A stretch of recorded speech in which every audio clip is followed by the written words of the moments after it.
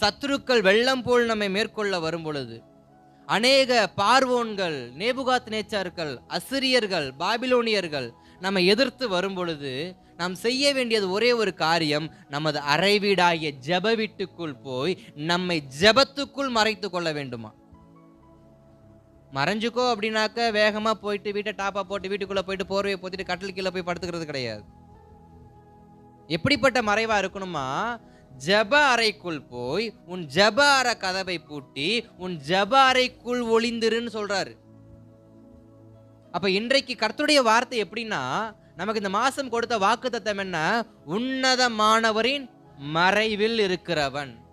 அப்ப இங்க சொல்ற வார்த்தை, நாம் எந்த அளவுக்கு கர்த்தருடைய சமூகத்துக்குள் நம்மை மறைத்து வைத்து கொள்ளுகிறோமோ அந்த அளவுக்கு நாம் காப்பாற்றப்படுவது நிச்சயம். அல்லேலூயா. நாம் எழும்பி சிலம்பம் பண்ணுவது அல்ல, நாம் எழும்பி போராடுவது அல்ல, நாம் யுத்தம் பண்ணுவது அல்ல, மறைந்து இருக்கணும்.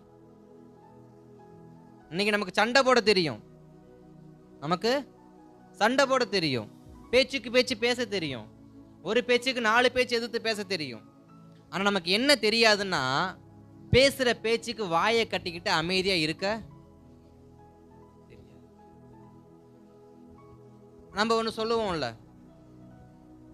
பொதுவாகவே சொல்லுவாங்க, அவன் 10 அடி அடிச்சா அவன் திரும்பி ஒரு அடியாவது அடிக்காம வந்தா அவனுக்கு என்ன இல்லை, அவன் அர்த்தமே இல்லை அப்படின்னு ஒரு பேர் என்ன பண்ணிடும்.